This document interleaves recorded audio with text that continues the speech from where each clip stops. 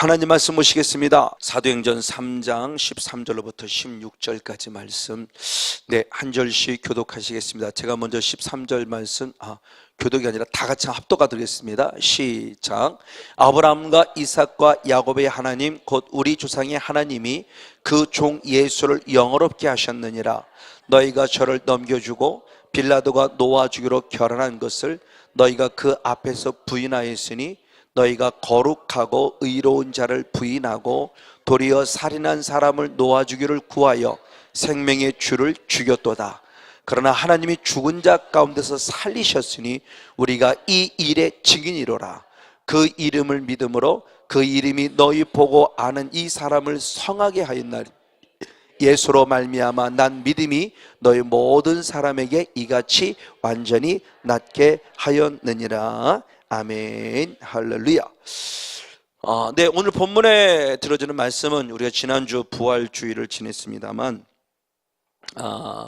그 부활주일날 제가 교회에서 증거했던 말씀을 나누려고 합니다. 우리가 잘 알듯이 부활절 그러면 사망의 권세를 깨트린 하나님의 놀라운 축복의 날을 알고 있죠.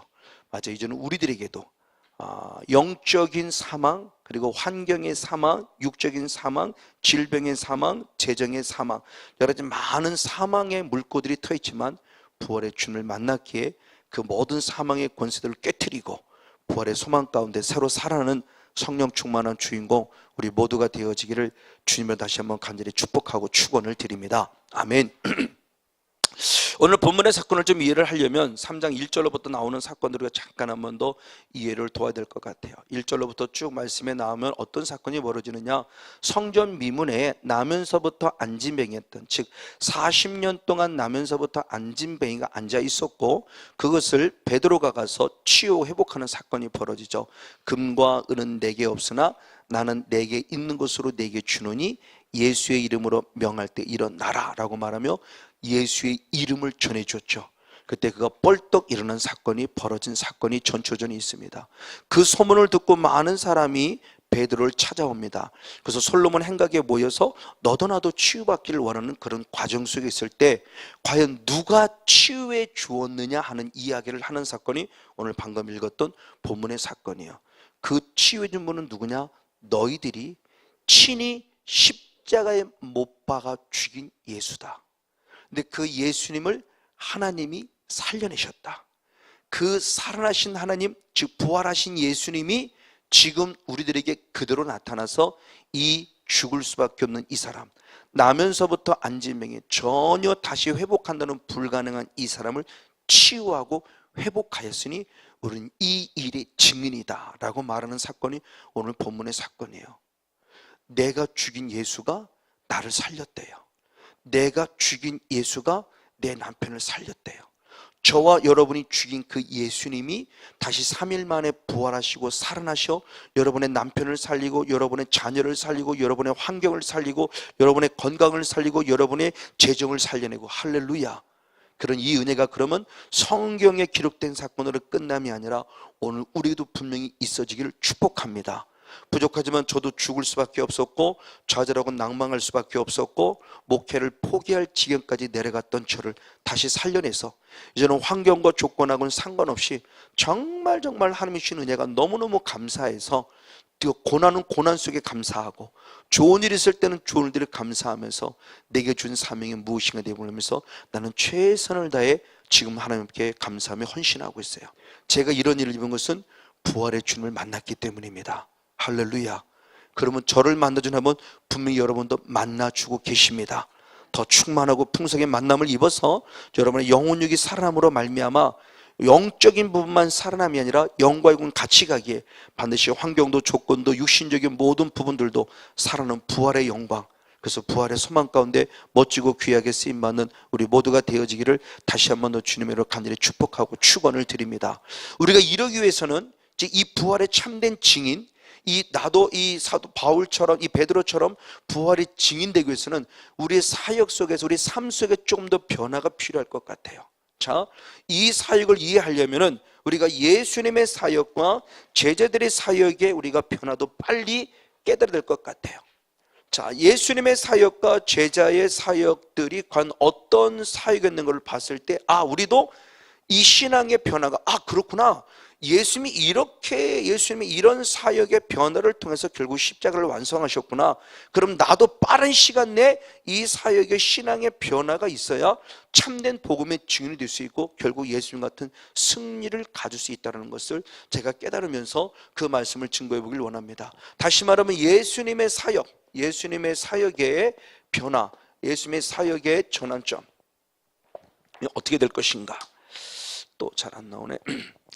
자, 예수님의 사역의 전환점을 보면 가장 먼저 보면은 마태복음 9장 한번 35절을 봅니다. 마태복음 9장 35절. 예수께서 모든 성과 촌에 두루 다니사 저희 회당에서 가르치시며 천국 복음을 전파하시며 모든 병과 모든 약한 것을 고치시니라. 아멘. 자, 예수님의 사역에 대한 부분을 잘 조명해 주고 있죠. 예수님의 사역의 투표되는 무엇이냐? 모든 성과 촌에 두루 다니시며 회당에서 무엇했습니까? 가르치셨고요. 두 번째는 무엇하셨습니까? 천국 복음을 무엇하셨습니까? 증거하셨고 전파하셨고, 그리고 세 번째는 모든 걸 무엇하셨어요? 고치시는 하나님이었습니다. 그렇죠. 자, 주님의 3대 사역의 핵심을 보니까 늘 가르치셨고 늘 전파하셨고 늘 고치시는 사역을 하셨어요. 그러면서 예수님의 특별히 첫 번째 초기의 사역입니다. 예수님의 3년이라는 총 사역을 하셨는데 3년의 사역 가운데 역사적인 조건으로 보면은 1년이라는 첫 번째 사역에서는 사실 많은 사역을 하진 않았어요. 많은 사역을 하진 않았으나 늘 성경 안에 기록되어 있는 사건으로 봅니다. 많은 사건들을, 어떤 사역들을 많이 하지 않았으나 늘 주님은 하나님과의 관계 속에서 결국 그의 영권에 이 땅에 오신 그리스도로 오신 목적을 이루어갈 때 가장 첫 번째는 왕으로서 오신 사역을 통해서 무엇을 했냐? 마귀를 멸하시는 사건을 실제 예수님이 보여줍니다. 그리고 1년의 마지막 때쯤 돼서, 그리고 2년의 초기쯤 돼서 말 그대로 잘한 대로 2년째 들어와서 제자들을 세워요. 제자들을 세우고 이 제자들을 통해서 주님께서 하시는 계속 속에서 일 속에서요 선지자적인 사명을 가지고 말씀을 가르치면서 왕권과 함께 이 사역을 합니다. 그리고 세 번째 3년째 사역의 중심을 들어가서 제자들에게 역시도 똑같은 사역을 하게 합니다. 왕권으로서의 사역을 하게 하면서 예수님의 사역은 더 선지자적인 사역 속에서 말씀에 초점 맞춘 사역이 더 집중적으로 되어져 가면서 드디어 3년의 마지막 때쯤 돼서 와서 이제는 예수님의 사역이 마지막 그리스도의 최고 정점인 제사장적 사명, 자, 왕권으로서의 사명을 감당하셨고 그리스도로서, 그리고 선자적 사명을 감당하시면서 말씀을 철저히, 제자들을 철저히 말씀으로 양육하시고, 이제는 표적 중심의 사역보다 이제는 말씀 중심의 사역하신 그분이 드디어 마지막 3년째 들어와서 최종적으로 드디어 제사장적 사명을 감당하세요. 당신이 그리스도이심을 인정받게 되면서 당신이 그리스도로 오셨다는 거죠. 그리고 당신이 직접 그리스도라고 말하진 않았지만 그들이 그리스도라고 인정할 때 내가 그니라라고 말하면서 그리스도임을 인정해 주셨어요. 그리고 제자들에게 마태복음 16장의 말씀에 너희는 나를 누구라느냐? 주는 그리스도시요 살아계신 하나님의 아들입니다라고 인정받을 때부터입니다. 그때부터 예수님이 무슨 사역을 이었느냐? 바로 세 번째 제사장적 사명을 드러냅니다. 대표적인 말씀입니다. 마태복음 16장 21절 말씀을 같이 한번 읽습니다. 마태복음 16장 21절 우리 한 목소리로 같이 한번 읽겠습니다. 시작. 이때로부터 예수 그리스도께서 자기가 예루살렘에 올라가 장로들과 대제사장들과 서기관들에게 많은 고난을 받고 죽임을 당하고 제3일에 살아날 것을 제자들에게 비로소 가르치시니라. 아멘. 우리는 너무나 잘 알고 있어요. 예수님의 십자가에 우리는 너무나 많은 부분을 조명을 맞추고 있어요. 그러나 이때 당시에 예수님이 실제적으로 3년의 사역을 했을 때는 예수님은 처음부터 십자가에 조명 맞추지 않으셨어요. 예수님은 왕으로 오셨으므로 우리를 이 사탄의 포로부터 자유케 하게 하는, 왕권을 고 마귀를 멸하시는 표적 중심의 사역을 하시고, 그리고 더 나아가 이제 조금 더 한 단계 나아가는 사역 속에서 선지자적 사명을 가지고 하나님의 복음을 증거하셨고, 그리고 드디어 때가 돼서 드디어 3년째 들어와서 마지막 때가 돼서 놀라운 말씀이 그리스도로 인정받고 나서야, 그러면 성경에 들어있어요. 이제야입니다. 이제야. 자, 그러면서 그렇게 한 게 이때로부터라고 말하는 거죠. 이제야, 이때로부터라고 말하며 무엇을 얘기하느냐? 예수님이 십자가에서 무엇할 것과 죽을 것과 다시 3일 만에 무엇할 것, 살아날 것을 비로소 얘기했다고 말하면서 예수님의 사역의 전환점이 되는 사건을 먼저 보여줘요. 자, 예수님의 사역이 어떻게 사역이 지금 전환점이 됐냐는 겁니다. 가장 많은 왕으로서의 표적 중심의, 표적과 기사와 이적 중심의 사역, 조금 더 나아가 이제는 우리의 영혼을 깨트리기 위한, 우리 영혼을 변화시키기 위한 선지적 사명으로서 말씀 중심의 사역, 그리고 드디어 때가 되어서 당신이 죽어야 할 것을 드디어 드러내십니다. 처음부터 예수님의 사역이 아니었어요. 우리는 이미 알고 있기 때문에 십자가의 조명을 받지만, 근데 때로는 우리가 너무 십자가의 조명을 받다 보니까 왕권과 선자권의 예수님의 사역을 우리가 잃어버려요. 우리도 그리스도인이 됐어요. 이제는요, 즉 성령의 기름 부음 받은 자가 그리스도인이에요. 그리스도라는 원어 자체가 성령의 기름 부음 받은 자, 그분이 바로 메시아 예수님이에요. 근데 그 예수를 믿음으로 이제 우리도 그리스도인이 됐어요. 그럼 우리도 성령의 기름 부음 받은 자가 됐어요. 그럼 우리도 어떤 삶을 살아야 되느냐? 예수님처럼 왕적인 삶을 살아야 되고, 선지자적인 삶을 살아야 되고, 제사장적인 삶을 살아야 되는 거죠. 그래서 베드로전서 2장 9절에 우리를 향해서 말씀할 때 너는 왕 같은 누구니라? 제사장이니라. 우리가 너무너무 귀한 사명을 주신 거예요. 그럼 우리도 이 삼중직의 직분을 감당해야 돼요. 그럼 우리도 왕권을 갖고 마귀와 사탄과 싸워 이겨야 돼요. 선자권을 갖고 끊임없이 복음을 증거하는 증인이 돼야 돼요. 제사장적 사명을 갖고 서로 이웃을 위해서 화목하게 한 소금이 돼야 돼요. 빛이 돼야 돼요. 내가 죽어져야 돼요. 그러니까 이 3대 사명을 우리도 감당해야 되는 거예요. 지금 예수님의 사역이 바로 이렇다는 겁니다. 자, 이렇게 예수님의 이런 사명을 감당을 되고 죽을 거라고 말씀했어요. 예수님이 3번씩이나 반복하면 내가 죽을 것이다, 내가 죽을 것이다, 내가 죽을 것이다 얘기하지만 놀라워요. 제자들은 그 말이 무슨 뜻인지 몰라요. 특별히 마태복음 16장 말씀에 바로 이 사건이죠.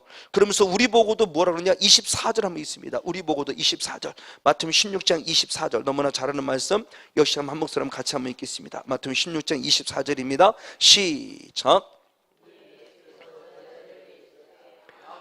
나를 따라오려거든 자기를 부인하고 자기 십자가를 지고 나를 쫓을 것이라. 아멘. 자, 예수님만 십자가 지겠다가 아니라 이제는 누구에게도, 우리에게도 그 십자가를 지라라고 명령하세요. 이게 우리에게 가야 될 길이에요. 근데 놀랍게 예수님은, 제자들은 예수님이 죽겠다고 말하고 죽었다가 다시 살아날 것에 대한 부분을 말하지만 제자들은 이 말이 무슨 뜻인지 이해를 못해요. 아니, 이해를 못하는 사건으로 끝나지 않아요. 우리가 잘 알듯이 마태복음 16장의 말씀에 보면 죽었다가 살아날 때 베드로가 예수님의 죽으심을 무엇합니까? 반대하죠. 죽으시면 아니 됩니다 그랬는데 나중에 알고 보니까 예수님의 십자가 죽음을 반대한 건 베드로가 한 것이라 누가 했던 거예요? 사단이죠. 그렇죠? 놀랍습니다. 자, 두 번째 예수님이 또 죽었다가 살아난다고 얘기합니다. 죽었다가 살아난다고 얘기했더니 제자들은 뭐라고 얘기하느냐? 자기들끼리 변론이는데 누가 더 크냐라고 말해요. 이건 정말 아이러니예요. 나는 죽어야 되겠다고 말하는데 자기들끼리는 누가 더 크냐를 얘기해요. 세 번째 사건도 똑같은 사건이 벌어집니다. 근데 여기에 또 누가 크냐라는 사건이 되는데 누가 개입하느냐? 바로 야고보 요한의 어머니가 개입해요. 그러면서 또 누가 크냐에 대한 부분을 얘기를 해요. 그때 주님은 말합니다. 섬기는 자가 크다고 말하며 그 섬기는 것이 결국 뭐냐고 했을 때 나는 이 땅에 섬김을 받으러 온 것이라. 무엇을 위해서? 나는 너희들의 대속물, 죽으러 왔다고 얘기하며 진정 큰 자가 누구인가를 얘기를 해주죠. 이게 영적인 아이러니예요. 오늘 저는 잘 먹고 잘 살려고 그래요. 아니, 죽으면 우리 보고 죽으라고 그러는데 잘 먹고 잘 살려고 그래요. 이 땅에 가진 모든 거 다 내려놓고 가난에 주라고 하는데 우리는 끝까지 잘 먹고 잘 살려고 그래요. 그럼 이게 신앙의 벌써 아이러니잖아. 이게 영적인 주파수가 전혀 안 맞잖아요.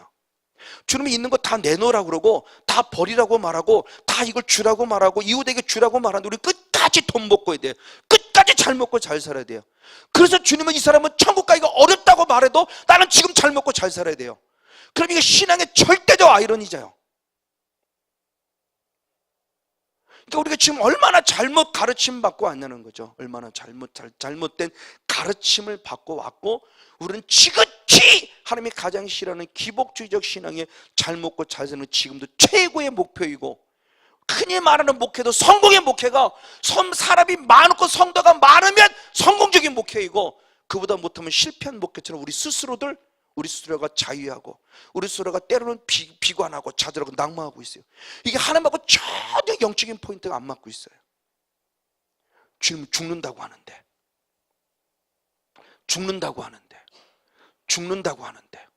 그러면 예수님의 죽을 반대한 게 사단이란다면, 성경은 기록되지 않지만 결국 서로 예수님의 죽음과 전혀 반대인, 서로 크다고 말하고 잘 먹고 잘 살겠다고 말하는 것도 결국 누가 한다는 얘기일까요?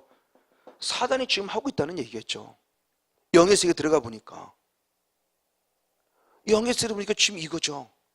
예수님의 의도는 전혀 다른 의도를 가지고 있어요. 예수님의 마지막 3년째 마지막 사역은 제사장적 사명을 감당하려고 지금 가시는 길입니다. 근데 이 일을 이해하지 못해요. 놀라운 사건입니다. 전혀 이해하지 못해요. 그래서 예수님이 이렇게 말씀하신 다음에 바로 하나님 나라의 실제 모델인 변화산상의 모습을 보여주죠.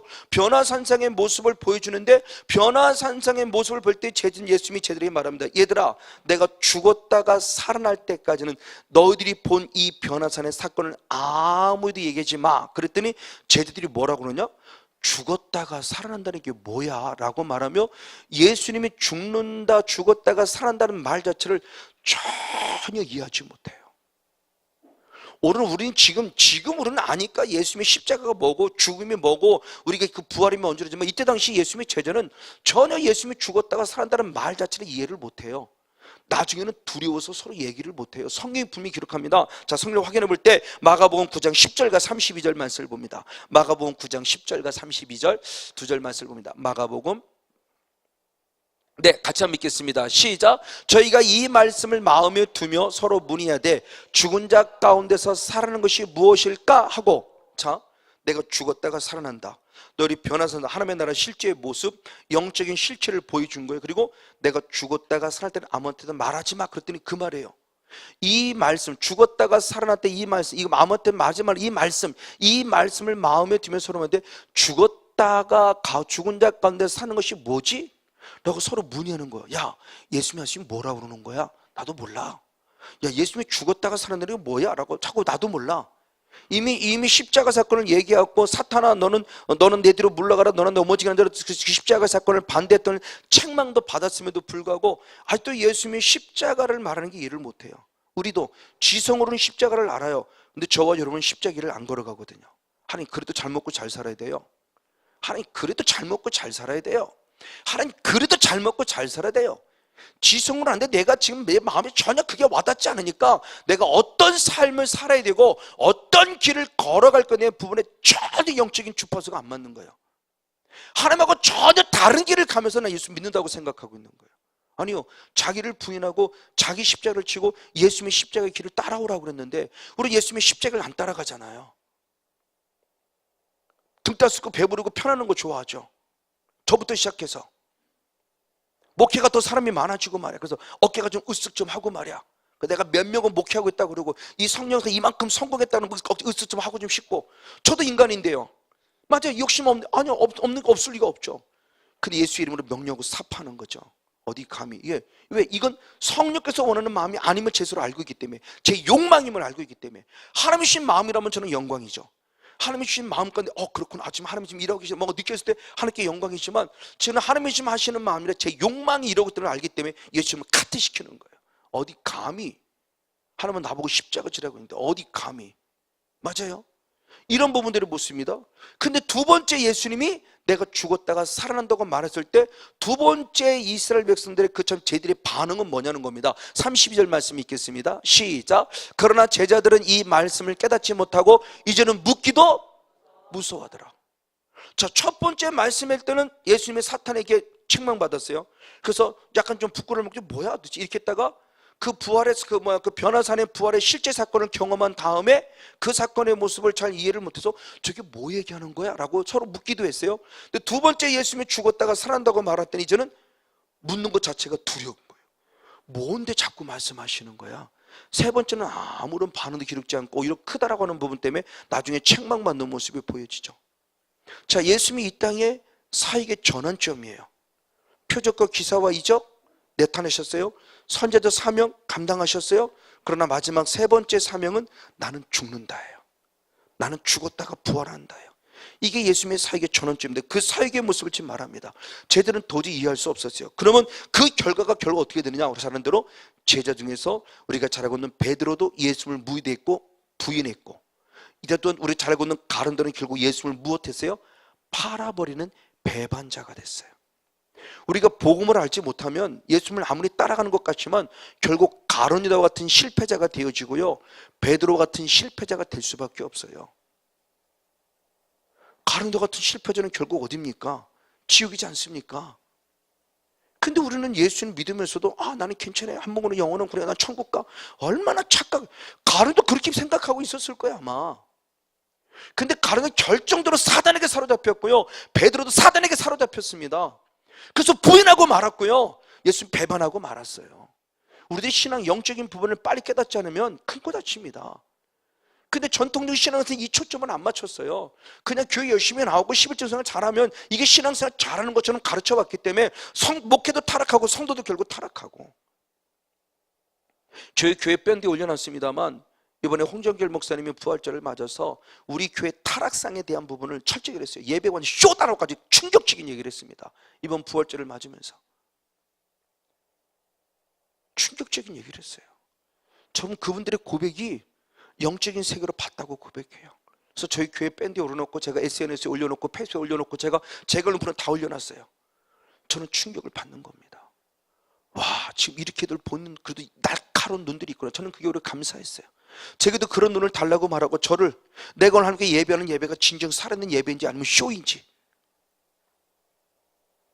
얼마나 시스템화된 예배인지, 철저히 사는 영적인 예배인지, 완전 純인간적인 인위적이고 인본주의적 예배인지, 쇼를 부리고 있는지, 하나님께 쇼를 보여주고 하나님 나 예배 드리고 있었는데 뭘 보여주려는 예배를 드리고 있지는 않은지.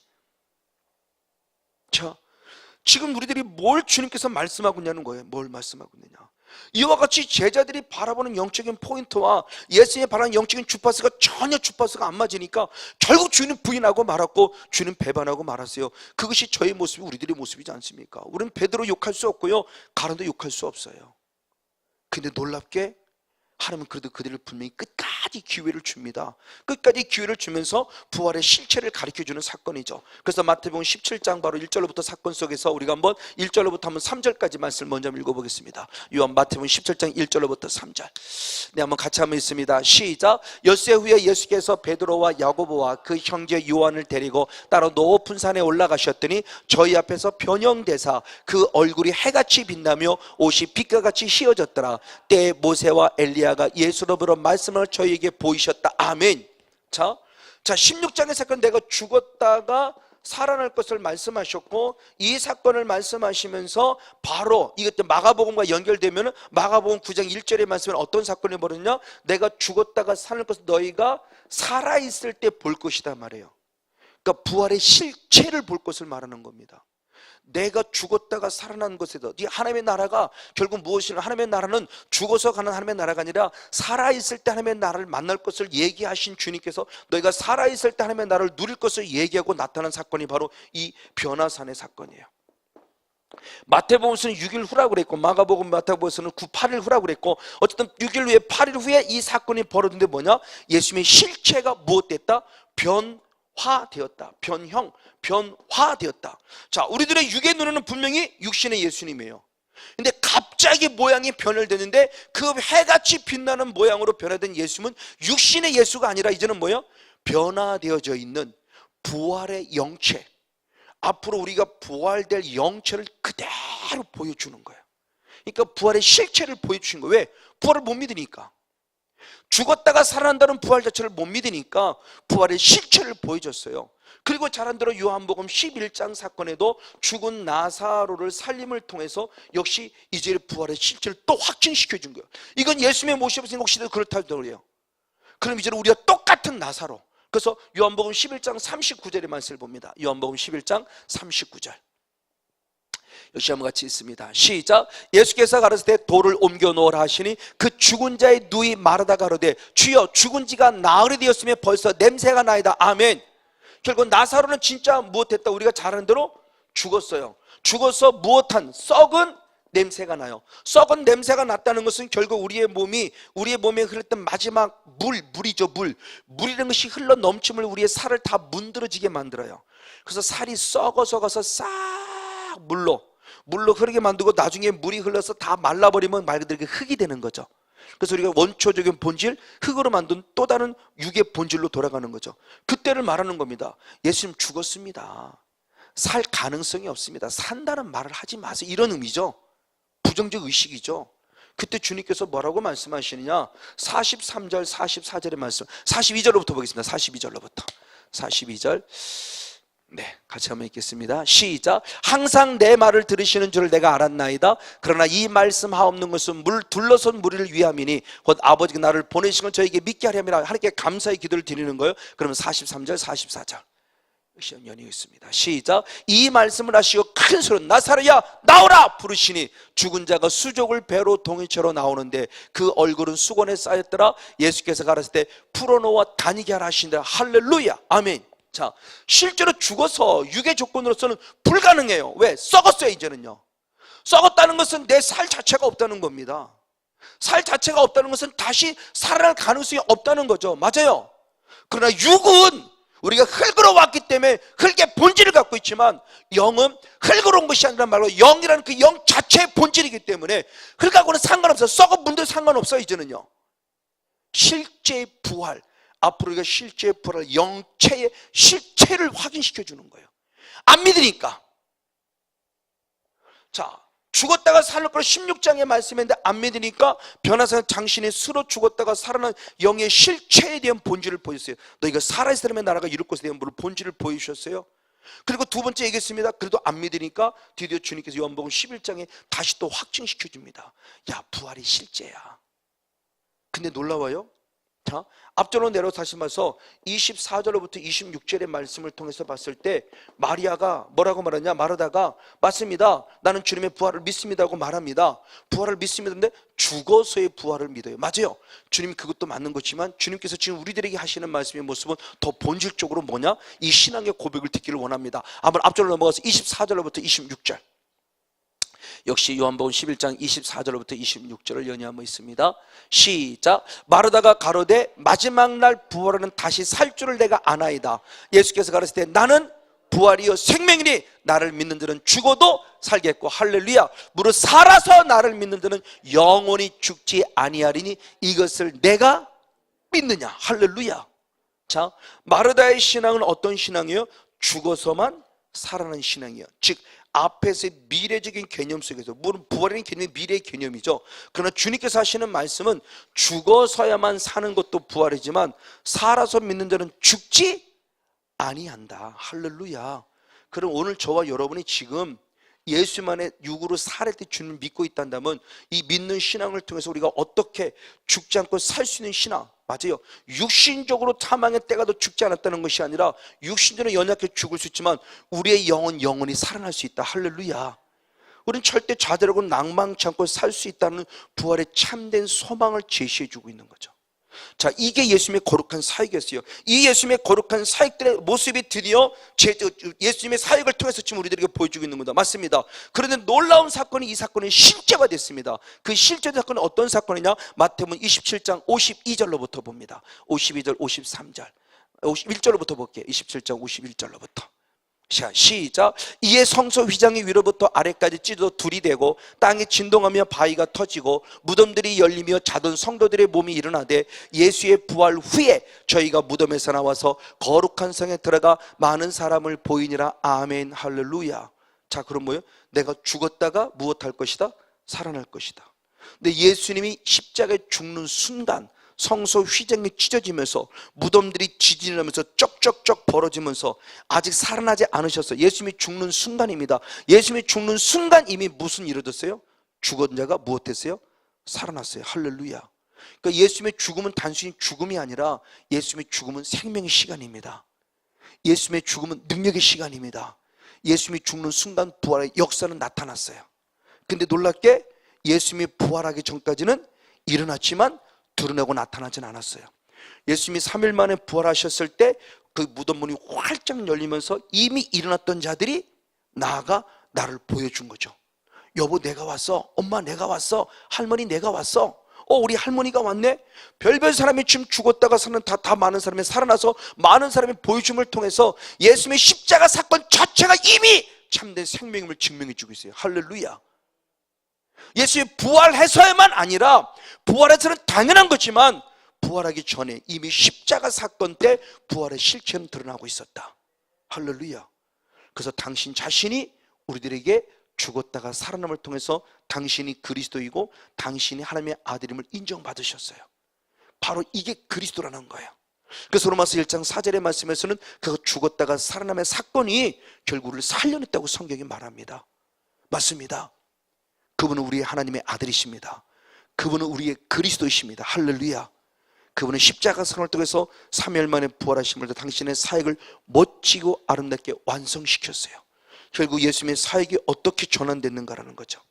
표적 중심의 사역에서 말씀 중심의 선자적 사역, 말씀의 중심의 선자적 사역에서 마지막 결국 제상적 사역, 그래서 십자가를 완성함을 통해서 우리에게 부활의 실체를 보여준 예수님, 이게 예수님의 사역의 전환점이었어요.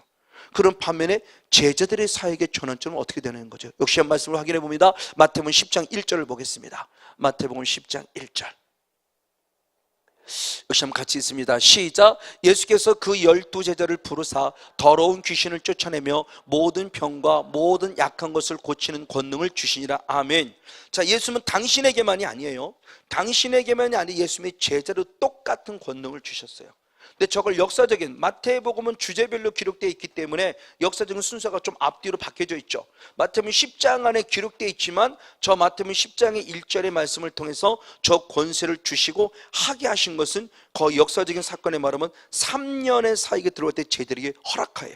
그 1년 동안은 예수님 중심, 그래서 2년째 제자를 만들고, 제자를 만들며 말씀으로 가르치고 저 권세와 능력을 계속 부어주셨겠죠. 계속 부으시고 3년부터 사역을 하게 하셨어요. 저는 저 사건을 보면서 또 그래요. 그럼 맞다, 예수는 제자 보고 처음부터 해 이게가 아니었구나. 1년 동안 꾸준히 은혜 받게 만들었고 은혜를 받은 다음에 사역을 하게 했구나. 그래서 제가 요새는 역사적인 분으로서 예수님의 사역이 이게 몇 년째지, 이게 몇 년, 이걸 조금 이제 약간 좀 연구하고 좀 보고 있어 볼 때 저게 보인 거예요. 이거구나. 그 예수님도 처음부터, 근데 성경적으로 보면 제가 출애굽기 23장을 봤지만 조급해하지 말고 몇 년 동안, 1년 동안을 보면서 그래, 절대 우리는 사역을 조급해하지 말아야겠구나.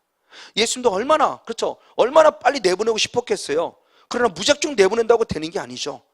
그러니 1년 동안 주님 꾸준히 기도하셨고 1년은 있다가 다시 제자를 세웠고, 제자를 세우며 저의 모습을 계속 양육하고 권세를 부어줬을 것이고, 드디어 3년 뒤에서 이제는 해라고 내보낸 거죠. 그러니까 예수님의 실제적인 사역은 결국 1년 정도밖에 안 되는 거죠. 그러니까 예수님의 3년의 사역 가운데 우리가 3년 동안 제자가 따른 것이 아니라 사실은 2년 정도밖에 안 돼요. 예수님의 1년의 사역은 처음에는 그렇게 제자가 처음에 좀 더 일찍 따른 게 베드로, 안드레, 야고보, 요한 4명의 제자를 먼저 세웠죠. 먼저 어부들을 하면서. 그리고 나중에 나머지 12제를 더 첨가시키는 거죠. 더 나머지 제자를. 그래서 총 12제를 만들지만 그 사건의 모습이 이루기까지 어쨌든 제자들의 사역의 모습이 이런 똑같은 예수님과 같은 왕권을 갖고 표적을 일으키는 표적 중심의 사역을 했어요. 그리고 예수님이 바로 십자가 사건을 얘기하는데, 이 십자가 사건을 아무도 이해하지 못한다고 그러죠. 아까 이해하지 못하고 오히려 두려워서 이게 무슨 얘기인지 서로 얘기하기도 두렵다고 할 정도로 했어요. 그리고 예수님이 실제로 부활하셨습니다. 부활하셨는데 우리가 잘 알고 있는 엠마오로 내려가는 두 제자가 있었죠. 엠마오로 내려가는 이들은 부활의 실체를 보지 못하고 물론 내려간 자예요. 그러나 이들이 드디어 부활체를 만나죠. 그리고 제자들이 올라옵니다. 예루살렘에 올라와서 제자들에게 말합니다. 예수님 부활하셨음을. 그리고 찾아가 봅니다. 빈 무덤을 봤어요. 빈 무덤을 보고 결국 우리는 좌절하고 낭망했을 때 예수님이 한 번 찾아오시고, 두 번 찾아오시고, 세 번 찾아오십니다. 자, 첫 번째 찾아오셨고 두 번째 찾아오죠. 예수님이 제일 먼저 찾아왔을 때 마가다라 방에 찾아옵니다. 그때 이때에 한 빈 사람이 있으면 누구니까? 의심 많은 도마가 있죠. 그래서 8일 만에 다시 나타납니다. 예수님이 또 나타나셔서 직접 보이셨습니다. 도마가 그리스도라고까지 고백합니다. 하나님이라고까지 고백합니다. 그럼에도 불구하고 요한복음 21장을 보면 베드로를 비롯한 예수님의 제자들이 어디로 내려갑니까? 고향으로 내려가요. 이게 뭐예요? 이게 뭐예요? 예수님의 부활을 목격했어요. 목격하고도 내려가요. 목격하고도 많은 사람이 다 떠나고 말아요. 이게 오늘 우리들의 모습이에요. 바로 이런 모습 가운데 지금 우리들의 실제적인 모습들의 모습을 지금 어떻게 보여주고 있냐는 거죠. 근데 놀라 이렇게 일이 변화되는 과정의 모습이 보이지 언제부터냐라고 했을 때 놀라운 사건은 그가 오순절 사건이죠. 오순절에 결국 무엇을 받고 성령을 받고 나서부터 그에게 사역이 확실히 새로운 전환점이 돼요. 오늘 우리의 모습도 마찬가지예요. 성령 사역을 경험하면서도 한 번, 두 번 해보고 에이 안 되네 그러고 다 떠나요. 왜? 내게 이루어지지 않았다고. 내게 이루어지지 않았다고? 아니 또는 내게 약하게 일어나고 있다고? 내가 원하는 만큼 시원하게 안 벌어졌다고? 에이 성령도 별거 없네라고 다 떠나요. 이게 보통 안타까움이 아니에요. 그런데 놀랍게 성령을 받고 보니까 맞아요. 그래서 제가 여러분 수없이 말씀하는 겁니다. 치유되고 회복되는 것도 중요하지만 진짜 중요한 것은 성령을 받으라 해요. 성령을 받아야 그 다음에 치유도 회복해 건강한 것이지, 성령 받지 않고 치유도 회복해봐야 이렇게 부활을 목격하고도 다 떠나요. 이게 우리들의 모습이에요. 성령 사역에 거부하고 성령 사역을 반대하고, 왜? 은혜를 경험하고 체험하지 못하면 깊은 영적인 단순히 어떤 현상들의 모습을 경험하는 차원하고는 달라요. 인격적인 주님을 만나야만 한다는 겁니다. 성령님 안에서 인격적인 주님을 만나야 결국이 되는데 이 성령의 모습 맞습니다. 그래서 이 성령을 통해서 드디어 제자들의 중심이 결국 어떤 사역의 중심이냐, 복음의 핵심의 모습이 무엇으로 바뀌냐, 부활의 주님을 증거하는 신앙으로 바뀌어요. 이게 대표된 게 마띠아죠. 세 번째, 가룟 유다를 대신할, 세 번째란다. 가룟 유다를 대신할 수 있는 제자를 뽑을 때 어떤 제자를 뽑느냐라고 하는 부분입니다. 사도행전 1장 20절 말씀을 봅니다. 사도행전 1장 20절. 네, 사도행전 1장 20절 한 절 말씀을 같이 한번 읽겠습니다. 네, 한 목소리로 같이 한번 읽겠습니다. 죄송합니다. 22절 말씀. 네, 22절을 쓰고 20절에 그랬네요. 22절 말씀. 네, 1장 22절 시작. 항상 우리와 함께 다니던 사람 중에 하나를 세워 우리로 더불어 예수의 부활하심을 증거할 사람이 되게 하여 하리라 하거늘. 아멘. 자, 누구를 제자로, 그러니까 가룟 유다를 대신할 수 있는 또 다른 제자 13번째 제자를 세울 때 마띠아라는 제자를 26절에 세우는데 누구를 제자로 세우냐는 그랬을 때 중요해요. 우리와 지금까지 무엇하고 있어요? 함께하고 있어요. 함께하는 자들 중에 무엇을 증거할 자를, 예수님의 부활을 증거할 자를 찾고 있어요. 그러면 제자를 세운 목적이 확실하죠. 능력 나타나는 제자를 찾은 게 아니에요. 말씀을 잘 가르치는 제자를 찾은 게 아니에요. 귀신을 많이 쫓아내는 제자를 찾은 게 아니에요. 어떤 제자를 찾았다? 예수님의 부활을 증거할 자를 찾았다. 할렐루야. 이게 결국 예수님의 제자들의 사역의 전환점이에요. 성령 받고 난 예수님의 사역의 전환 확 달라진 겁니다.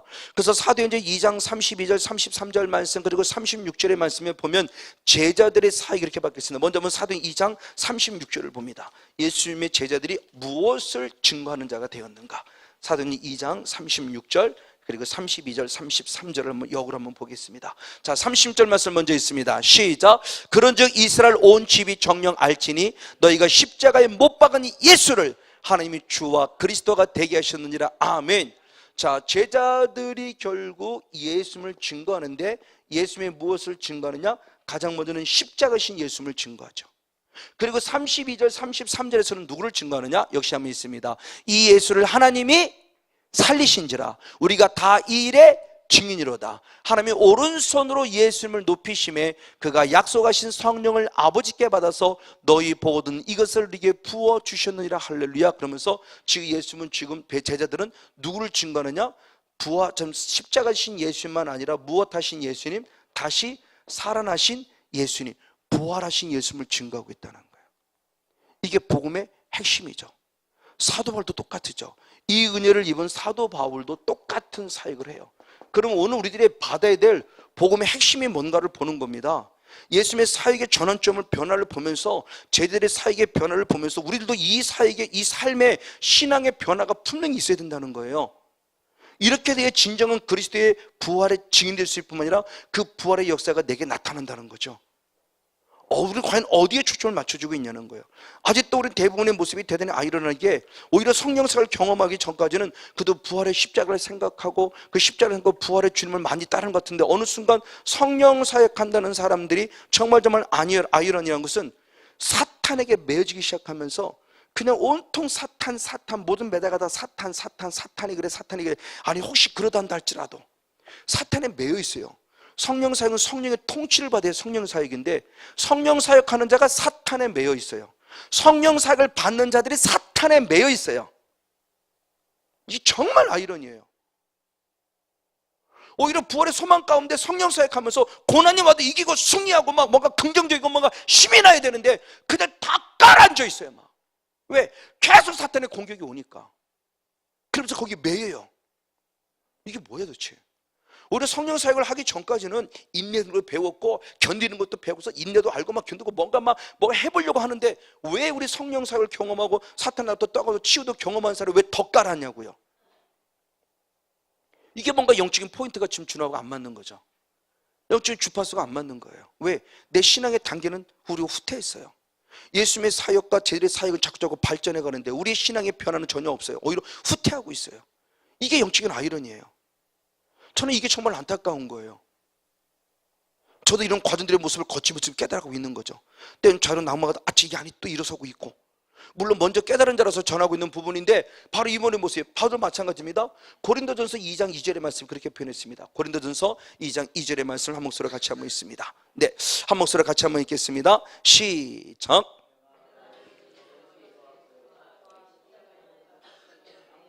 아무것도 알지 아니기로 작정하였습니다. 할렐루야. 사도 바울은 오직 무엇만을? 십자가만을 자랑한다고 그랬어요. 십자가 이유는 다른 것을 알기로 작정했다고 그랬어요. 그리고 사도행전 23장 6절의 말씀에서는 역시 부활의 주님을 얘기합니다. 이 부활의 도를 증거하려고 복음의 핵심을 가지고 이 부활의 증거를 하고 있는 사도 바울의 사역의 모습을 봅니다. 맞습니다. 이것이 우리 믿음의 도예요. 이게 믿음의 도의 가장 근본이에요. 그래서 사도 바울이 말할 때 로마서 10장 9절에 그렇게 표현한 겁니다. 로마서 10장 한번 9절 말씀을 봅니다. 로마서 10장 9절 한 절 말씀을 역시 한번 한 목소리로 같이 한번 읽겠습니다. 시작. 내가 만일 내 입으로 예수를 주로 시인하며 그를 죽은 자 가운데 살리신 것을 내 마음에 믿으면 구원을 얻으리니. 아멘. 믿는다고 그랬을 때 무엇을 믿는 게 확실하죠. 믿음으로 구원인데, 믿음으로 분명히 구원을 얻는데 뭘 믿느냐에 대한 표현을 얘기했을 때 나를 위해서 무엇하신? 죽으신, 십자가에서 죽으신 예수님, 그리고 3일 만에 무엇하신 예수님? 부활하신, 다시 살아나신 예수님을 마음으로 믿고 입으로 시인할 때 구원이다. 할렐루야. 그럼 정확하게 믿는 게 뭔가 알죠? 뭘 믿어야 되는 거구나. 그냥 막연히 믿습니다 이게 아니고요, 교회 열심히 나오는 게 믿음이 아니고요, 그것이 구원이 아니고요, 진정 영혼의 구원을 얻는 믿음의 핵심은 뭐냐 할 때 내 죄 때문에 나를 위해 죽으신 예수님, 나의 의를 위해 3일 만에 다시 살아나신 부활하신 예수님. 할렐루야. 오늘 저는 이 예수님 믿어지를 축복합니다. 이 예수님이 믿어져야 이 부활의 소망이 생기고 살아갈 가치를 느끼는 거예요. 그렇지 않으면 뭐가 되냐? 왜 이게 돼요? 왜 이게 된다니까요. 이게 정말 안타까운 거예요. 제가 이번에 116절을 섬기면서 1조를 담당했을 때 어느 목사님의 모습도 비슷한 그런 모습이고, 왜라고 하는 부분. 근데 본인도 얘기하는 겁니다. 영의 세계를 모를 때는 내가 하나님께 왜 내가 뭘 잘못했어요 이게 나오는데, 영의 세계를 알고 보니까 하나님을 원망할 게 아무것도 없었다는 거죠. 결국 내 안에 사탄이 그렇게 만든 거라는 것을, 이것을 얘를 정리하고 청소했으면 그렇게 당하지 않을 일을, 얘를 정리하고 청소하지 못함으로 내가 스스로 자초한 일에 불과했다는 것을 깨달았고, 드디어 깨달았고 많은 신앙의 간증하는 것을 잠깐 나누는 간증을 함께 나눌 수 있었어요. 바로 이런 모습들입니다. 지금 왜 내게 이런 일들이? 이런 모습을 보는 거죠. 맞아요. 이것이 십자가의 사랑이고 이것이 부활의 능력입니다. 이 십자가의 사랑과 이 부활의 능력이 저와 여러분들 다시 한 번 더 흘러넘치를 축복합니다. 예수님의 피가 흘러넘치고요, 예수의 피로 사함받은 자에게 약속한 성령을 선물로 약속하니 성령 충만 받으십시오. 예수 피로 영적 삶의 승리자가 되시고 성령의 불로 영적 삶의 승리자가 되어지기를 주님으로 간절히 축복하고 축원을 드립니다. 자, 그러면 이런 부활의 증인 됐을 때 부활의 증인이 가장 먼저는 어떻게 부활의 증인이 될 것인가에 대한 부분 속에서 내가 경험하고 체험한 바에 대한 부활의 증인도 참 중요해요. 그러나 가장 중요한 것은 성경에 기록되어 있기 때문에, 성경이 말하고 있기 때문에, 성경을 통해서 기록된 모든 것들이기 때문에라고 말하는, 성경이 증거하고 있기 때문에 성경에 의한 믿음의 증거, 믿음의 증명을 남길 수 있는 자가 되어야 한다. 그래서 성경에서도 그렇게 말씀하는 부분이에요. 그래서 대표적인 말씀이 고린도전서 15장 바로 3절로부터 말씀이 있죠. 고린도전서 15장 3절, 전부 다 참 막달라 마리아를 통해서 먼저 우리에게 말씀하신 말씀이 있습니다. 누가복음 24장 5절 6절. 누가복음 24장 5절 6절의 말씀을 보겠습니다. 네, 같이 한번 읽겠습니다. 시작. 여자들이 두려워 얼굴을 땅에 대니 두 사람이 이르되 어찌하여 산 자를 죽은 자 가운데 찾느냐? 여기 계시지 않고 살아나셨느니라. 갈릴리에 계실 때 너희에게 어떻게 말씀하신 것을 기억하라. 즉 부활이 실제인데 이 부활의 실제는 어느 날 갑자기 이루어진 것이 아니라 예수님이 무엇하신 대로 이미 말씀하신 대로 되어졌다는 걸 지금 천사가 얘기하는 거죠. 말씀대로예요. 말씀대로 되어졌다는 걸 얘기하는 거예요. 말씀대로. 그걸 고린도전서 15장 3절로부터는 성경대로 계속 반복대로 얘기해요. 그럼 신약, 우리가 알고 있는 신약 시대는 그 성경으로 쓰는 그 성경의 단어는 우리가 알고 있는 지금 이 신약 성경이 아니에요. 그거 쓰여지기 전이니까 이때 이 신약 성경에 써 있는 성경이라는 단어를 말할 때 그 성경은 구약 성경을 얘기하는 거죠. 율법으로 기록된 구약 성경, 이미 구약 성경에 기록되어 있는 대로 지금 되어졌다는 걸 말하는 거죠. 예수님께서 죽으셨을 뿐만 아니라 다시 살아남에 대한 모습. 예수님께서 요한복음 20장의 말씀에도 성경대로 말하면 성경대로 모든 것이 이루어짐에 대한 모습을 확증해 주고 있어요. 한번 대표적으로 보겠습니다. 요한복음 20장 9절 말씀을 봅니다. 예수님의 부활의 사건을, 똑같은 사건을 또 이렇게 기록했습니다. 같이 한번 읽습니다. 시작. 저희는 성경에 그가 죽은 자 가운데 다시 살아나야 하리라 하신 말씀을 아직 알지 못하더라. 베드로 가서 확인해 봅니다. 근데 보고도, 빈 무덤을 보고도 라고 말할 때 이미 성경을 통해서 예수님께 보고 들은 대로 다시 살아나라고 말씀했지만 그 말씀을 기억하지 못한다는 거죠. 말씀을 기억하지 못한다는 것은 예수의 부활을 믿지 못한다는 거예요. 예수의 부활을 실제로 목격했음에도 불구하고 내려가잖아요. 2번씩이나 목격을 했음에도 불구하고 결국 고향으로 내려가 고기 잡아요. 이게 우리들의 모습이에요. 성령의 능력 경험하고 체험했음에도 불구하고 에이 별거 아니라고 내려간다니까요. 엠마오로 내려간다니까요. 우리 예루살렘을 올라가야 되는 예루살렘을 올라가지 않고 지성소로 올라가는 지성소로 올라가지 않고 계속 저 밑에 계속 번제되는 영성의 미습에서 계속 헤매이고 있어요. 그래도 그 초보에서. 이게 정말 아이러니한 우리들의 모습이에요. 이 성경이 먼저 증거하겠다는 것을 먼저 기준 삼고 우리도 복음을 증거함 속에서 내 경험과 체험을 증명으로도 중요하지만 가장 먼저는 무엇을 증명해야 된다? 성경, 하나님의 말씀으로, 하나님의 말씀 안에서, 하나님의 말씀으로. 그래서 아볼로 역시도 바로 사도행 18장 25절에 보면 성경으로서 예수가 그리스도임을 증명할 때 유대는 이겼다고 그래요.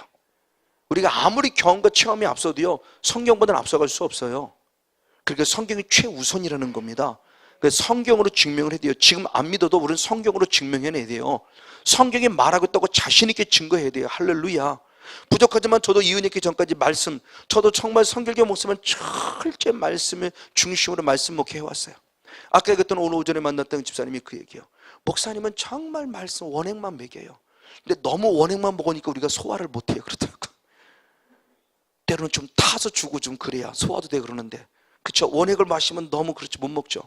목사님 맨날 말씀만 얘기하니까 우리가 소화를 못한다고 솔직히 하더라고요.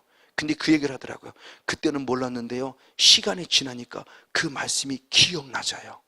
그 말씀이 생각나서 그 말씀이 나를 살려고 여기까지 왔어요.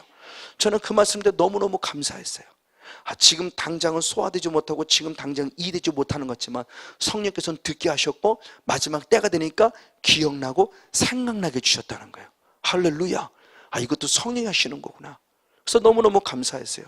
아주 오랜만에 아주 깊은 좀 장시간의 대화를 나누면서 말씀에 신방하면서 대화를 나누면서 식사도 하고 왔는데 바로 이런 부분들의 모습들. 자, 어찌됐든 가장 먼저는 성경이 증명한다. 우리도 성경의 증명이 지금 확증되고 있다. 그러면도 누군가에게 예수님의 부활을 증명함 속에서 가장 먼저는 성경이 증명하고 있고 성경으로 증거해가는 저와 여러분들이 되어지기를 주님으로 간절히 축복하고 축원을 드립니다. 그리고 두 번째 모습은 흔히 말하는 역사라는 사건이죠.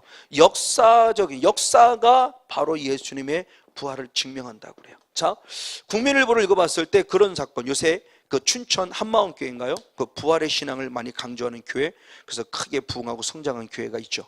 그분들이 이렇게 거의 한 달에 한 번 정도씩 이렇게 한 3-4명, 3명인가 4명 정도 이렇게 아주 큰 한 면의 큰 간증들을 나와요.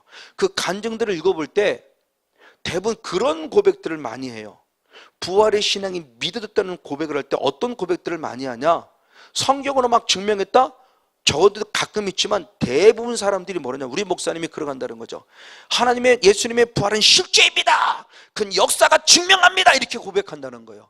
그러면 역사가 증명한다는 얘기를 들을 때 하고 믿어지는 은혜들이 너무너무 많이 와 있다는 고백하는 내용을 들으면서 이거 정말 이거 뭐야? 때로는 역사적인 증명이라는 실제를 얘기하기 위해서 성경을 얘기하면 허상같이 느껴지고 성경을 얘기하면 에이 그렇게 되고 성경 얘기하면 나하고는 상관없 이렇게 느껴지는데 역사적인 실제입니다. 역사가 증명합니다. 라고 얘기하면 많은 사람들이 믿는다는 거죠. 근데 저는 단순히 그 사건을 때 역사적인 사건이라는 언어 자체의 능력이보다 그 목사님이 갖고 있는 영권 속에서 예수님의 부활은 실제입니다. 역사가 증명합니다. 그럴 때 그때 성령의 역사가 강력하게 들어가서 신앙이 약한 자들, 이제 간 예수를 믿는 자들, 때로는 타락했던 자들, 때로는 쓰러져 넘어도 잃어버린 양들인 그것이 아마 영이고 생명의 말씀으로 들어가서 그들을 살려내고 깨우는 말씀이지 않을까 싶어요. 저는 그래서 그 말씀을 목사님의 영권이라고 저는 이해하고 그 말씀을 100% 저는 받아들이고 있습니다. 맞습니다. 역사적인 증명이에요. 근데 역사적인 증명 가운데 여러 가지 많은 것이면 가장 우리가 잘 알고 있는 빌라도의 고백이라는 부분 속에 이것은 누구도 부인할 수 없는 실제적인 역사예요. 그 빌라도의 고백 속에 예수님의 죽으심의 사건도 기록했지만 반드시 예수님의 부활의 사건도 기록되어 있다는 거예요. 그러니까 빌라도라는 사람이 실체했었고 예수라는 사람이 실체했었고 예수라는 사람이 실제로 죽었었고 예수님이 실제로 살아났었고 근데 그 예수는 결국 하나님의 아들이었다는 고백이거든요. 자, 이 신앙의 고백이 빌라도의 고백 가운데 조그만 책자에 남아져 있고 그것이 오늘까지도 우리에게 분명히 영향력을 입고 있다는 거예요. 근데 그 빌라도의 고백 가운데 기록된 성경적인 또 다른 증명을 보면 그 사건을 확증시키는 누구냐? 바리새인들이에요. 그럼 우리가 잘 아는 대로 바리새인들은 누구냐는 거죠. 바리새인은 사두개인과 정반대의 삶을 살아가는 자들이죠. 사두개는 오늘날로 말하면은 진보주의자죠. 진보주의자. 근데 이들은 진보주의자로서요 특히 정치적인 성향을 띠는 사람입니다. 정치적인 성향. 정치적인 성향을 띠는 그런 기독교인이에요. 근데 이들은 또 하나 특별한 게 뭐냐? 부활을 전혀 안 믿어요. 부활이 없다고 믿는 사람들이 하나님을 믿는데 부활이 없어요. 근데 반면에 바리새인들은 오늘 우리로 말하면 보수적 신앙 같은 사람들이에요. 철저히 말씀 중심의 삶을 살아갑니다. 가말리엘 문화생으로서 대표적인 게 그렇죠? 철저히 바리새인 중에 바리새인다운 삶을 살아가는 자들이에요. 그런데 이들은 반면에 이들은 달리 부활을 인정하는 사람들이에요. 그런데 마태복음 7장 바로 27장 61절 이후로 사건에 보면은 놀라운 사건이 벌어집니다. 바리새인이 빌라도를 찾아갑니다. 그러면서 뭐라고 그러냐? 내가 살아있을 때 예수가 하는 말을 내가 들었다. 예수가 할 때 그렇게 말했다. 내가 죽었다가 살아난다고 그랬다. 살아난다고 그랬는데 얘들이 혹시라도 죽었다가 진짜 살아난 것이 아니라 제자들이 예수의 시체를 훔쳐가 놓고 진짜 죽었다가 살아났다라고 헛된 말을 하면은 분명히 많은 백성들이 요동할 것이다. 그러니 훔쳐가지 못하도록 무엇을? 무덤을 큰 돌구멍으로 막아라라는 얘기를 해요. 자, 보십시오. 부활을 인정하는 자들이 부활을 부인해요. 자, 바리새인은 부활을 인정하는 자들이에요. 신앙관 자체가 분명히 부활을 인정하는 자들인데 바리새인들은 왜 부활을 인정하는 자들이 예수의 부활을 부인할까요? 예수의 부활을 막을까요? 저는 이게 사탄의 한계라고 생각해요. 사탄의 어리석음. 사탄이 지가 치고받고 알고 뛰어도 결국 뭐냐? 하나님의 거룩한 비전을 절대 그는 축소시킬 수 없어요. 오히려 이 바리새인들 때문에 이 사건입니다. 한번 말씀을 보겠습니다. 마태복음 27장 62절. 마태복음 27장 62절로부터 말씀을 봅니다. 시작. 그 이튿날은 예비일 다음 날이라 대제사장들과 바리새인들이 함께 빌라도에게 모여 가로되 63절 계속. 시작. 주여, 저 유혹하던 자가 살았을 때 말하되 내가 사흘 후에 다시 살아난 것을 우리가 기억하노니. 아멘. 계속 64, 65절 쭉. 그러므로 분부하여 그 무덤을 사흘까지 굳게 지키게 하소서. 그의 제자들이 와서 시체를 도둑질하여 가고 백성들에게 말하되 그가 죽은 자 가운데서 살아났다 하면 후의 유혹이 전보다 더 될까나이다 말하면서 무덤을 지키게 만들었어요. 그랬더니 이 무덤을 지키는 이 사건이 오히려 하나님 예수님의 부활을 증명하는 사건이 됐죠. 할렐루야. 이게 사탄의 한계라는 거예요. 아무리 지들이 치고받고 나라도 오히려 이것이 없었으면은 쟤들이 훔쳐갔다 그러면 지금까지도 그 얘기하면 나오는지도 몰라요. 아니 이렇게 감춰놓고 막았어도 지금도 아직도 예수님을 인정하지 않는 사람들의 모습은 저 부활의 사건의 모습을 부인하고 쟤들이 훔쳐갔다는 이런 쓸데없는 얘기들을 하고 거짓말을 선포하고 있지만 바로 이런 모습이죠. 이 부활의 사건, 즉 역사적인 사건이 실제로 증명하고 있다. 빌라도의 보고서를 통해서 역사적인 증명을 하고 있다. 성경적인 증명은 믿는 우리에게만 있단다면 믿지 않는 자도 부인할 수 없도록 빌라도에 의해서 이미 예수님의 부활을 실제화하고 있다. 할렐루야. 그리고 의심하는 도마에서 믿어지고 있고요. 너무너무 잘 알고 있는 의심이 있었기 때문에 오히려 믿어지는 사건도 부활을 확증시켰어요. 드디어 당신은 하나님이다 라고 고백하는 놀라운 사건이 벌어지죠. 그리고 아까 얘기한 대로 고린도서 15장 한번 3절의 말씀을 보겠습니다. 고린도서 15장 3절부터 8절까지 연이어 쭉 한번 읽어봅니다. 네, 한번 같이 읽겠습니다. 시작. 내가 받은 것을 너에게 먼저 전하노니 너희는 그는 성경대로 그리스도께서 우리 죄를 위하여 죽으시고 장사 지낸 바 되었다가 성경대로 사흘 만에 다시 살아나사 게바에게 보이시고 후에 12 제자에게와 그 후에 500의 형제에게 일시에 보이셨나니 그 중에 지금까지 태반이나 살았고 어떤 이는 잠들었으며 그 후에 야고보에게 보이셨으며 그 후에 모든 사도에게와 맨 나중에 만삭되지 못하여 난자 같은 내게도 보이셨느니라. 할렐루야. 아멘. 예수님의 부활은 실제다. 성경대로. 그리고 드디어 보여주셨다. 누구에게? 게바, 12 제자. 그렇죠? 그리고 120명을 비롯한 500여 사람들에게 일시에 한순간에 보여줬어요. 그리고 그 위에 야고보에게, 그리고 그 위에 바로 자기 자신, 가장 못난 나 같은 자. 그렇죠? 담에서 또 당에서 인격적인 춤을 만나죠. 바로 이런 사건들이에요. 그러니까 이런 사건들을 통해서 이게 실제화 지금 되고 있다는 거죠. 성경에 기록되어 있다라고는 성경의 사건의 모습만이 아니라 빌라도의 보고서를 비롯한 이런 모습들을 통해서 지금 이런 역사적인 사건, 역사에 의해서도 지금 예수의 부활이 허상이 아니라 예수의 부활이 실제임을 확증해주고 있다는 거죠. 그럼 이제 우리도 복음을 증거함 속에서 가장 먼저는 성경이 기록하고 있기 때문에 저와 여러분의 성경의 지식, 레마의 말씀을 당당하게 증거할 것이고 그것을 확증하기 위해서 이제는 우리가 영적으로 경험한 바에 대한, 내가 인격적으로 주님을 만난, 환상 가운데 내가 만난, 나도 이와 같이 예수님을 만났다라고 당당하게 부활의 주님을 증거할 수 있는 믿음의 증인이 되어지기를 주님으로 간절히 축복하고 축원을 드립니다. 할렐루야. 자, 그러면 왜 부활의 신앙이 기독교에 확실히 중요하냐? 왜 중요한지를 알아야 증인될 수 있을 거예요. 가장 중요한 것은 뭐냐? 만약 기독교에 부활이 없다 한다면 우리의 믿음은 거짓이기 때문에 그래요. 그러니까 우리의 믿음이 십자가에 머무르면 안 될 이유가 바로 여기 있는 겁니다. 우리의 믿음이 부활의 신앙까지 이르러야 돼요. 부활의 신앙이 없으면 우리의 신앙은 거짓이에요. 우리의 신앙은 헛됨입니다. 자, 그 말씀을 확인해 봅니다. 고린도서 15장 12절로부터 말씀을 봅니다. 12절 한 절 말씀이 있고 14절로부터 말씀이 있겠습니다. 자, 12절 말씀 먼저 한 목소리로 같이 한번 있습니다.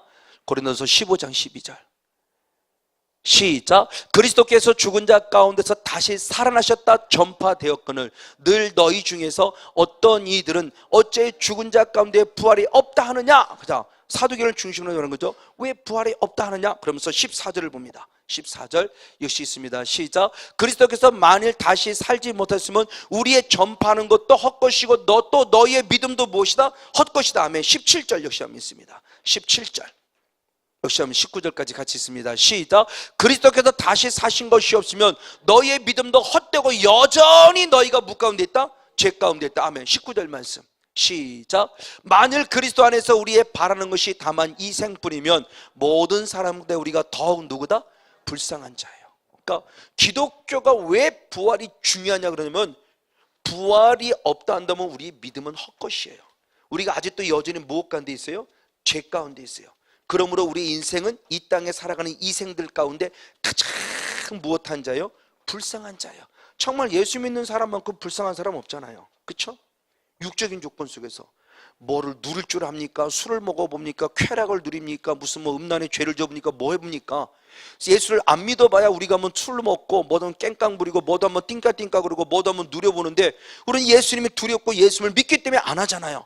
그거 안 한 것 때문에 슬퍼하지는 않아요. 그러나 만약 우리들의 모습에서 십자가의 신앙으로 끝나버리고 부활의 신앙이 없단다면 타 종교가 다를 뿐만 아니라 우리 믿음 자체가 헛되고 거짓되다는 거예요. 여전히 죄 가운데 있다는 겁니다. 그러니까 가장 중요한 겁니다. 우리의 기독교의 부활은 뭐냐? 믿음의 참된 정점이에요. 믿음의 정점이 바로 부활입니다.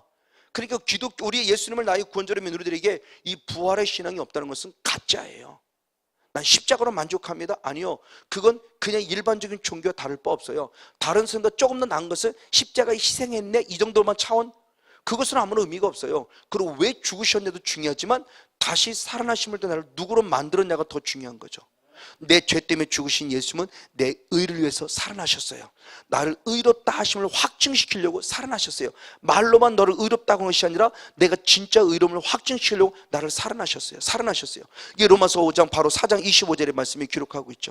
나를 위해 죽으신 예수님, 죄 때문에 나를 위해 살아나신 예수님은 나의 의롭다 하게 하시기 위해서. 맞아요, 이 신앙입니다.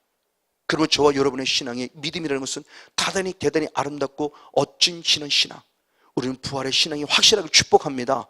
부활의 신앙 안에 온전히 거하길 원합니다. 아멘. 그리고 두 번째, 부활의 신앙이 우리에게 필요한 것은 소망이기 때문에 그래요. 우리는 죽음으로 끝남이 아니라 새롭게 살아난다는 소망을 주기 때문이라는 겁니다. 베드로전서 1장 한번 3절의 말씀을 보겠습니다. 베드로전서 1장 3절. 네, 같이 한번 읽겠습니다. 베드로전서 3절 시작. 찬송하리로다 우리 주 예수 그리스도의 아버지 하나님이 그 많으신 긍휼대로 예수 그리스도의 죽은 자 가운데서 부활하심으로 말미암아 우리를 거듭나게 하사 산 소망 있게 하셨다. 할렐루야. 그러니까 예수님의 부활은 우리들에게 소망이에요.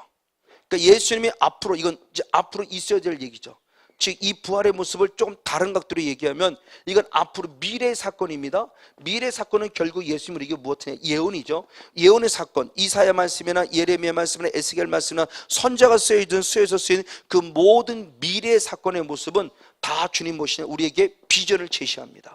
꿈을 제시합니다. 희망을 줍니다. 이게 바로 부활의 희망이죠.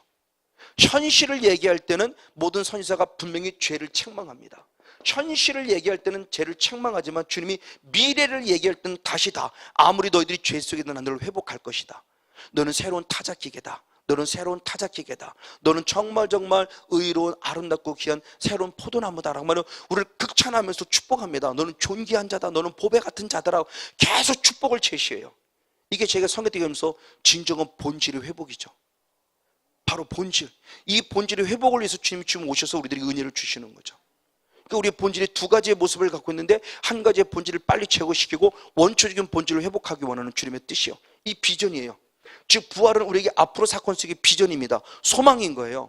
그러니까 예수 그리스도를 믿는 우리들에게 소망이 바로 이만큼 중요한 거죠. 이 소망은 단순히 무엇을 말하냐? 그러니까 예수님이 이겁니다. 즉 예수님이 십자가에 못 박았다 죽으신 것은 단순히 예수님이 죽었다가 살아난다는 것이 아니라 그게 궁극적인 목적이 아니라 나를 살리기 위해서라는 것. 다시 말하면 우리를 살릴 목적이 아니었다면 예수님은 죽을 이유도 없고 살 이유도 없어요. 우리를 살려야만 하기 때문에 나를 살리기 위해서 예수님이 친히 죽으셨고 3일 만에 부활하셨다는 거예요. 왜 죽으셨느냐? 우리 때문에. 왜 살아나시냐? 우리 때문에. 할렐루야. 이게 주님의 목적이 분명히 기록되어 있어요. 다시 한번 말씀을 확인해 봅니다. 사도행전 고린도서 15장의 말씀입니다. 13절, 15절, 16절입니다. 아까 조금 읽었던 12절부터 말씀에서는 주님의 비전을 받고 13절, 15절, 16절 같이 한번 읽겠습니다. 시작. 만일 죽은 자의 부활이 없으면 그리스도도 다시 살지 못하였으라. 그러니까 죽은 자를 살리실 이유가 없으면 그리스도가 살 이유가 없다는 거죠. 15절 역시도 말씀입니다. 시작. 또 우리가 하나님의 거짓 증언으로 발견되리니 우리가 하나님이 그리스도를 다시 살리셨다고 증거했습니다. 만일 죽은 자가 다시 사는 것이 없으면 하나님이 그리스도를 다시 살리시지 아니하셨으리라. 만일 죽은 자가 다시 사는 것이 없으면 그리스도도 다시 사신 것이 없을 터이다. 아멘. 그러니까 예수는 왜 살아나셨어요? 우리를 살리시려고. 예수님이 왜 죽으셨어요? 우리를 살리시려고. 그 예수님의 십자가와 예수님의 부활이 분명히 초점이 있죠. 누구에게? 우리에게. 우리를 살려내시고자. 바로 이겁니다. 이것이 우리의 소망이에요. 그래서 예수님이 첫 열매이죠, 부활에. 그리고 우리들은 따라서 주님 앞에 열매로 맺는데 그 부활의 열매가 결국 마지막 하늘나라 올라가서 주님의 신부로서 단장되어지는 혼인잔치에 참석하기 위함이죠. 바로 이 소망을 갖는 거예요. 그래서 어떤 경우는 유난히 신부로서 단장될 것을 말하며 마지막을 결단하며 철저히 신부 단장된 그런 사역을 하시는 목사님도 계시죠. 더 거룩성을 찾는 교회들이죠. 일반적으로 우리가 생각하는 거룩성 그 이상의 거룩성을 찾고들이 있어요. 그 신의 혼인 신부로서의 단장된 모습으로 주님을 만나려고. 맞아요. 자, 우리는 그분의 모습에 소망을 가져야 돼요. 자, 그러나 저는 또 다른 관점 안에서 그 소망을 갖되 막연히 미련이 소망이 아니라 즉 그리스도의 부활의 소망을 갖는 것은 결국 누구를 위해 살아가냐는 거죠. 이 말을 달리 말하면 예수님이 누구를 위해 죽으셨냐는 겁니다. 다시 확실히 얘기합니다. 누구를 위해 죽으셨기에 나는 어떻게 살 것을 얘기하는 거예요. 사도 바울은 이 비밀을 발견한 겁니다. 한번 고린도후서 5장 15절의 말씀을 봅니다. 고린도후서 5장 15절 역시 한번 같이 있습니다. 시작. 저가 모든 사람을 대신하여 죽으심은 산자들로 하여금 다시는 저희 자신을 위해 살지 않고 오직 저희를 대신하여 죽었다가 다시 사신 자를 위하여 살게 하려 함이니라. 아멘. 할렐루야. 예수님이 십자가에 죽으셨다가 3일 만에 부활하신 궁극적인 목적을 확실히 알았어요. 예수님이 우리의 모든 삶을 죽은 것은 이제는 얘들아, 성건영 목사야, 너를 위해서, 즉 나를 위해서, 너 자신을 위해 사지 말고 너 자신을 위해 아낌없이 목숨 바쳐 죽으셨다가 3년 살아나신 누구를 위하여? 주를 위하여 살게 하기 위함이다. 사도는 이걸 본 거예요. 그걸 지금 기록하고 있는 겁니다. 이게 우리들의 신앙의 핵심이 돼야 돼요. 즉 성경이 진리기에 그 진리의 말씀을 이루는 하나님의 삶으로서 믿음이 헛됨이 아닌 확실함에 대한 증명을 갖게 한 부활의 신앙, 그리고 소망을 갖는 믿음의 신앙하는 중요한 부활의 핵심의 모습을 보면서 그 소망을 가졌다 한다면 나는 과연 어떻게 살아갈 것이냐는 거죠. 앞으로의 신부로서의 단장, 앞으로의 신랑 되신 예수를 맞이하기 위해서 지금 내가 이 땅에서 부활의 신앙을 가지고 어떻게 살아갈 것이냐. 단순히 저건 앞으로 있어질 일이야 말하고 지금 우리가 막 살아도 되는 것이 아니라 앞으로 있어야 될 미래의 사건들도 지금 이 땅에 우리가 어떻게 살 것이냐. 신부다운 삶을 살아가야 되는 거죠. 그 신부다운 삶이 뭐냐고 했을 때 핵심이 말하는 겁니다. 얘들아, 이제는 너를 위해 살지 마. 이제는 누구를 위해 살기를 원해? 너를 위해 살았던 나, 주님, 주를 위하여. 이게 우리 신앙의 핵심이에요. 그렇죠? 육적인 조건도 마찬가지죠. 어렸을 때는 맨날 땡깡도 엄마한테 어떻게 돈만 뜯어내요. 그래서 자기 입만 축이면 돼요. 사탕도 먹고 아이스크림도 먹고 맛있는 거 먹으면 돼요. 그러나 중학교를 졸업하고 고등학교를 졸업하고 대학을 졸업해서 이제 취직이 되면 이제는 엄마로부터 돈을 뜯어내는 것이 아니라 엄마 용돈을 갖다 드리는 거죠. 그렇죠? 엄마 용돈을 갖다 드리죠. 엄마를 기쁘게 드리는 거. 엄마 뭐 해드릴까? 엄마 뭐 할까? 내가 뭐 열급 받는데 뭐 해드릴까? 그렇죠? 어떻게 되는 부모님을 기뻐드리는 신앙으로 생각이 바뀝니다. 사상이 바뀝니다. 언어가 바뀝니다. 맞아요. 영적도 마찬가지요. 영적 어린아이에 빨리 벗어나야 돼요. 그분을 통해 치유받고 회복되어지고 병고침 받고 구원의 은혜를 입었으면 이제는 나를 위해 살아간 자가 아닙니다. 부활의 신을 가졌다면 앞으로 영원한 진정한 부활을 이루기 위해서 이제는 주님께 초점이 맞춰져야 돼요. 어떻게 하면 주님을 기쁘게 드리지? 어떻게 하면 주를 위하여? 맞아요. 이 신앙이에요. 이 신앙이 회복되려고 하는 게 부활의 참된 신앙이 결국 정점이죠. 이 모습입니다. 맞아요. 근데 성경은 또 반면에 나를 위해 살아가는 신앙이 뭐라고 말하냐? 자, 성경은 분명히 우상이라고 말하고 있는데 이 우리가 갖고 있는 우상의 개념은 하나님의 다른 신을 섬기는 것이 우상이에요. 맞아요. 1순위는 맞습니다. 근데 하나님 외에 다른 신을 섬기는 목적은 뭐 때문이냐? 나를 위하여요. 그럼 하나님은 뭐냐? 하나님을 위하여 신앙이에요. 어떻게 하면 하나님을 위할까예요? 전혀 다르죠.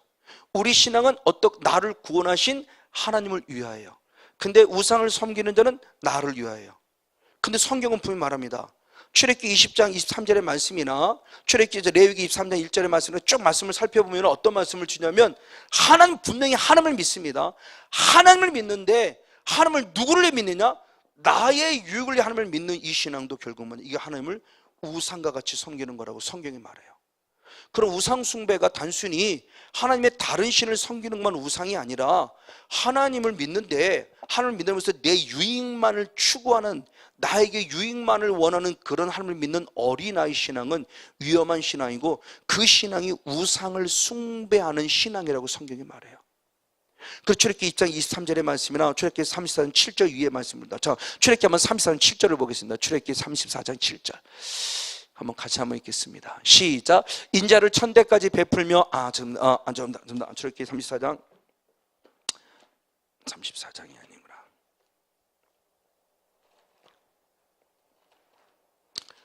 출애굽기 32장인가?